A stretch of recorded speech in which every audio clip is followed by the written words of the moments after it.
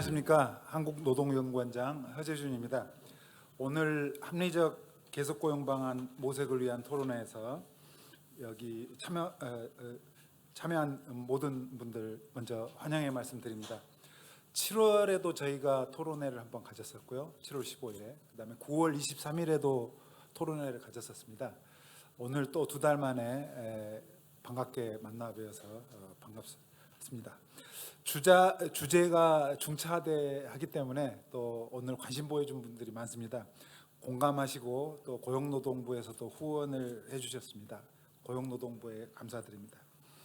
우리나라 법률에 그 정년이 언급된 것은 91년도에 고령자 고용 촉진법이 제정되었을 때가 처음이었습니다. 근데 그때는 이제 정년을 정한 게 아니고 60세 정년이 되도록 혹은 60세 이상이 되도록 노력해야 될 의무만을 이제 기업한테 이렇게 부과하는 상징적인 그런 조처였습니다. 그런데 2013년에 고용상 연령차별 금지 및 고령자 고용 촉진에 관한 법률을 개정을 했습니다. 그리고 그 3년 후인 2016년부터는 정년을 이제 60세로 하도록 했죠.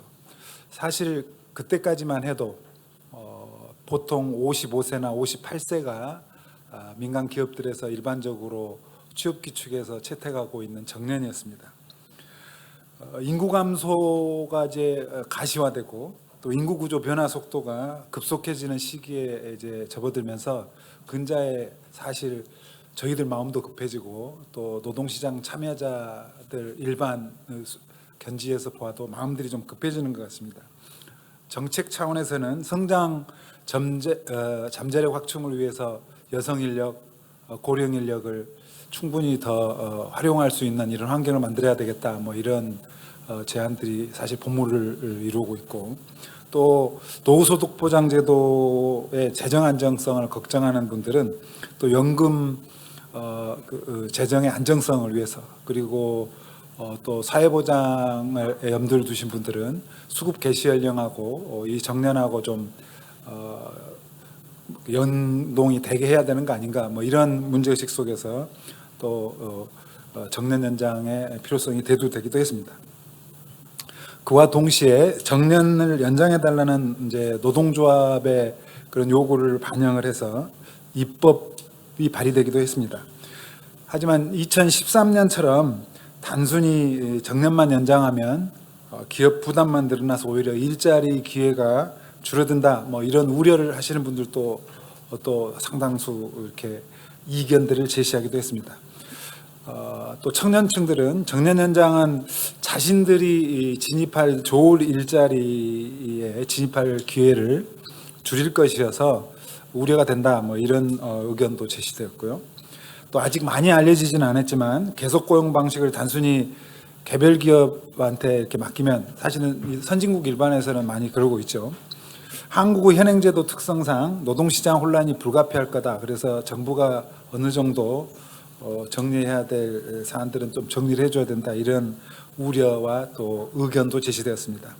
이런 사정들로 인해서 계속고용은 국책연구기관으로서 한국노동연구원이 사실은 그 논의에 소홀히 할 수 없는 이런 환경이 되고 또 화두가 되었다고 생각합니다.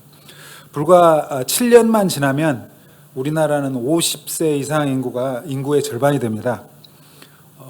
엊그저께 중위 연령이 30대 중반 또 40대를 넘었다 이런 얘기가 들렸지만, 이게 그 50세 이상 인구가 절반이 되는 시간이 우리가 7년밖에 남아있지 않습니다.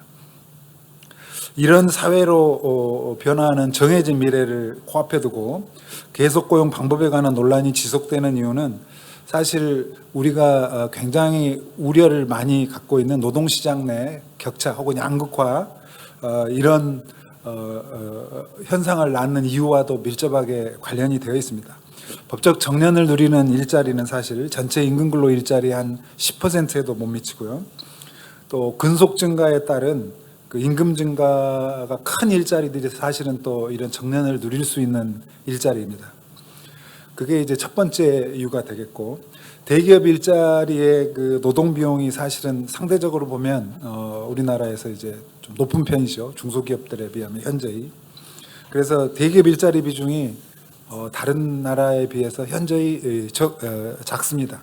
그리고 늘어나는 그 속도가 늦은 정도가 아니고 거의 늘어나지 않고 있습니다. 한 22% 안팎에서 이제 머물러 있는데요. 그게 이제 그 두 번째 이유가 된다고 저는 생각합니다. 세 번째 이유는 과거 정년 연장이 대기업과 공공부문의 그 생애 임금 곡선, 또 일하는 방식, 이것들의 변화 없이 이제 이루어졌기 때문에 그러니까 대기업 일자리나 공공부문 일자리에 이렇게 국한해서 보면 청년층 일자리를 이렇게 잠식했다는 증거가 발견됩니다. 그래서 이런 그 이유들로 인해서 사실은 논란이 지속되고 있고, 우리가 해법을 모색하려는 노력도 또 동시에 이루어지고 있다고 생각합니다. 하지만 전 이제 노사가 과거 경험도 가지고 있고 지금 이견을 보이고 있지만 조만간 오늘 토론회의 제목대로 뭔가 해법을 찾아내리라는 믿음을 가지고 있습니다.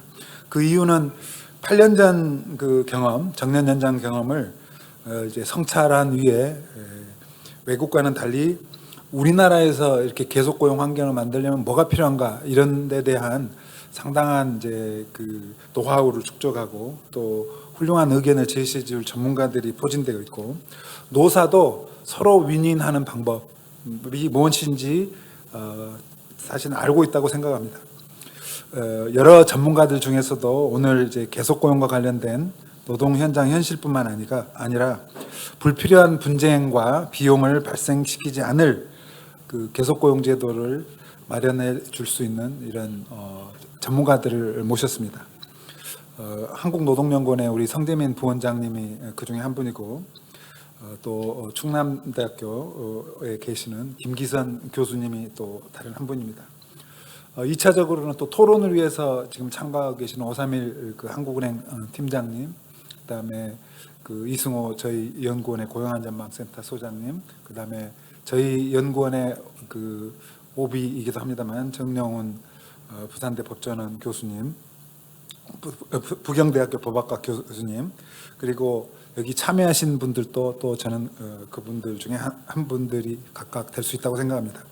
노동연구원장으로서 저는 이번 토론회가 우리 시대의 바람직한 계속고용 방향이 무엇이고 그것을 위해서 뭘 준비해야 되는지 그 인식을 함께하는 기회가 될 것이라고 믿습니다. 사실 오늘 날씨도 조금 좋지 않고 또 다들 바쁜 일정 보내고 있는 연말입니다. 그럼에도 불구하고 우리 김문수 장관님과 공기섭 경사노위 위원장님이 참석해 주셔서 무엇보다도 기쁩니다. 그 축사를 위해서 참석하신 우리 두 분도 사실은 제가 방금 말씀드린 여러 생각과 많은 그 공통된 생각을 하고 계시리라고 생각합니다. 그렇죠? 아마.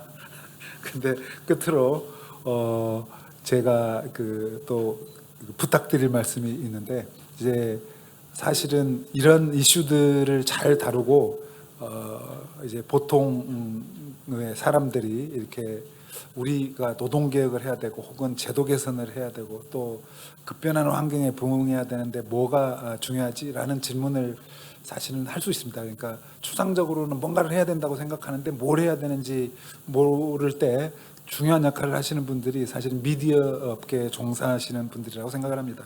그래서 오늘 여기 참석하시면서 또 그런 그 뭐라고 그럴까요? 정책적으로 필요한 그 사항과 함께 보통 사람들이 알아야 될 문제의 핵심을 쉬운 말로 풀어주실 이렇게 기자 여러분들이나 이 다른 참석자 여러분들께 마지막 감사를 드리면서 제 개회사를 마치겠습니다. 감사합니다. 네.